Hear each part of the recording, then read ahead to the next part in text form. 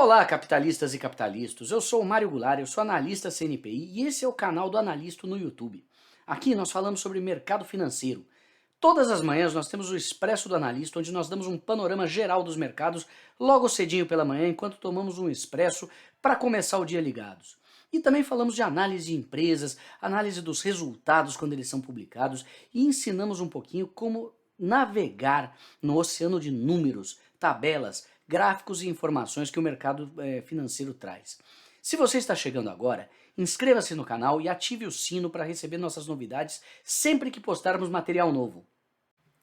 Pessoal, os dados que eu vou usar aqui são extraídos de uma plataforma Bloomberg, eu tenho uma assinatura para isso, mas você não precisa ter uma plataforma Bloomberg para acessar esse tipo de dado. Existem algumas plataformas que vendem essas informações relativamente baratas, algumas até mostram de graça em suas versões mais abertas aí, nas suas versões grátis. Eu recomendo duas que eu conheço bem, que são a Economática e a Baster. Elas têm aí assinaturas a preços bem razoáveis para quem quiser se dedicar. E você também pode olhar no próprio balanço das empresas, você pode calcular o earnings per share, dividir o preço pelo earnings per share e você tem acesso a esses dados inteiramente de graça, porque as empresas são obrigadas a publicar gratuitamente nos seus sites de relação com investidores os seus valores contábeis. Então, pessoal, eu queria conversar um pouco com vocês, falar sobre o P/E ratio, ou relação preço-lucro, que é talvez o principal múltiplo, talvez o múltiplo mais utilizado. Então eu vou mostrar um pouquinho aqui como é que esse negócio funciona, quais que são as implicações, as utilidades desse indicador, tá?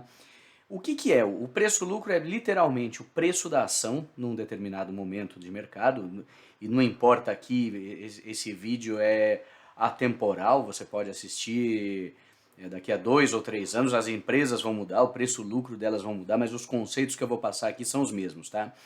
Então nós temos aí o preço dividido pelo lucro por ação. Então você vê aí, eu selecionei aí em um determinado momento na Bolsa Brasileira, não só me limitando ao Ibovespa, mas quais são as melhores ações, quais têm os melhores, mais altos e mais baixas relações preço-lucro no mercado brasileiro. Então você vê aí uma Iduc com 377 vezes, a Neogrid com 375, mesmo aí a WEG, que é uma empresa muito boa, com 34 vezes o preço, a relação preço-lucro, e você vê empresas como a Marfrig, a Usiminas, com o preço-lucro muito próximo de 1.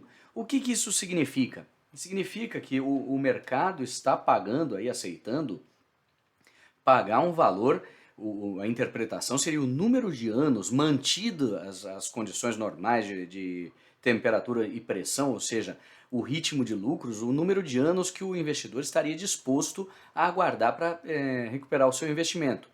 Claramente as coisas não são exatamente assim. Você tem aí, quando você compra uma empresa que tem um preço-lucro muito alto, muitas vezes é uma empresa que é talvez uma startup, uma empresa nova, uma empresa que esteja mexendo com uma tecnologia nova, então você está disposto a pagar, a esperar um preço, esperar um tempo para que ela tenha um crescimento que compense esse valor. Então, eu vou buscar aqui, a gente vai dar uma olhadinha nos números da Petrobras em agosto de 2022, certo? Você tem uma discrepância grande nos valores do earnings per share, do lucro por ação. Por quê? Porque você pode estar olhando ou o período passado, ou se você está olhando um ajuste com algum ajuste contábil que seja relevante aí. Você tem uma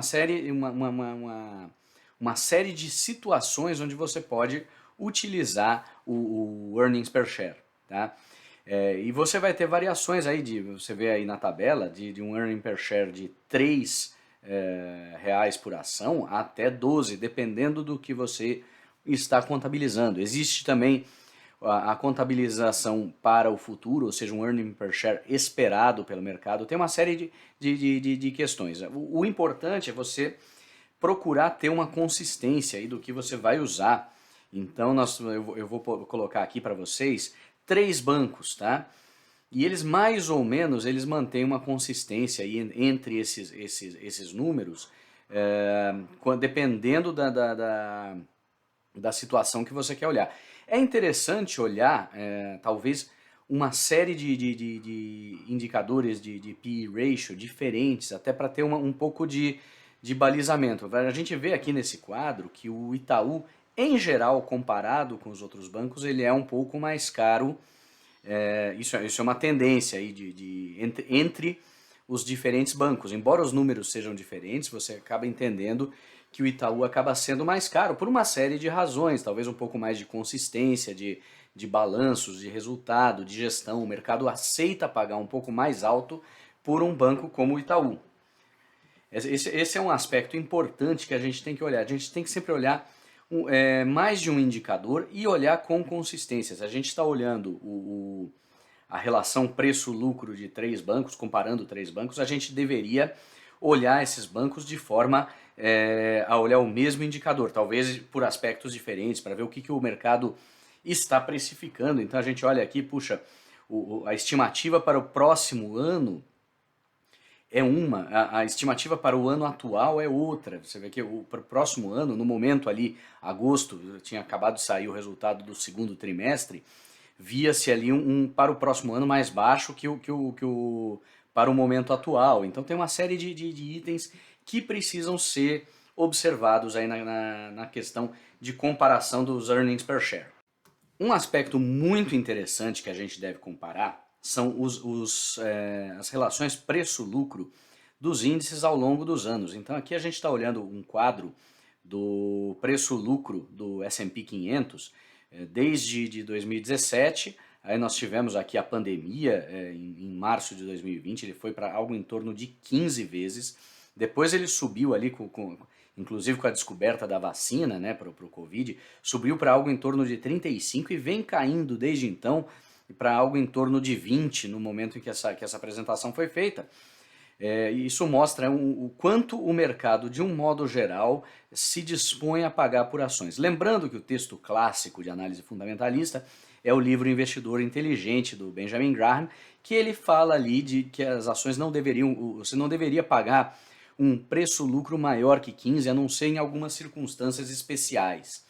Isso é um parâmetro de mercado que é interessante para a gente dar uma olhada. Eu vou mostrar agora para vocês o preço-lucro do Ibovespa ao longo do tempo. Ele é um pouco mais estável e agora opera aí em torno de 6,5 vezes. Alguns dizem que está o preço-lucro mais baixo da história. Tivemos aí um período fora do normal logo depois da pandemia, onde ele foi bater até coisa de 150, 160 vezes, depois ele foi se normalizando. Isso é uma característica aí do efeito das empresas como Magazine Luiza, que tiveram uma explosão muito grande, foram parar. Magazine Luiza, por exemplo, ela chegou a ter um PL de mais de 1000 vezes em algum momento. Então são questões que precisam ser observadas. Outro indicador que a gente vai olhar aqui é o Nasdaq. Olha só, o Nasdaq, ela tem, em geral, tradicionalmente, uma relação PL mais alta. Nos últimos anos ela foi até acima de 20 vezes, e no período ali entre o final de 2020 e meio de 2021, que foi aquele boom de entusiasmo logo depois da pandemia, o preço-lucro da Nasdaq, que são empresas, novamente, de tecnologia, onde você espera um crescimento de lucros muito maior no futuro, muito maior. O mercado aceita pagar muito mais pelas empresas de tecnologia, ao contrário das empresas aí que têm mais valor, que são mais cash cows, mais pagadoras de dividendo. O mercado vai precificando isso aí. Obviamente, um PL alto não quer dizer que a empresa necessariamente, muitas vezes ela realmente está caro, merece uma análise um pouco mais detalhista do que tem dentro dessa empresa, assim como nem sempre um PL baixo significa uma empresa necessariamente barata. Às vezes é uma empresa que tem algum problema, o mercado é esperto, o mercado às vezes ele comete algumas besteiras, mas de um modo geral você tem aí um mercado, muita gente bem preparada, olhando as empresas para ver se encontra potencialidades nas empresas que a gente precisa encontrar. Então essa questão de precificação é muito relativa, ela não deve ser encarada como um índice absoluto. Eu espero que pequeno vídeo aí, um vídeo relativamente rápido, eu tenha conseguido passar para vocês os conceitos principais da relação preço-lucro. Eu devo fazer agora uma série de vídeos contando para vocês os outros indicadores, como preço, valor patrimonial, o múltiplo EV/EBITDA, ou seja, o Enterprise Value sobre lucro operacional da empresa. Tem uma série deles, eu quero fazer uma série de videozinhos explicando os indicadores principais. Muito obrigado pela audiência de vocês. E se gostaram do vídeo, inscrevam-se aqui no canal do Analisto, nos acompanhem lá no Instagram e um grande abraço a todos.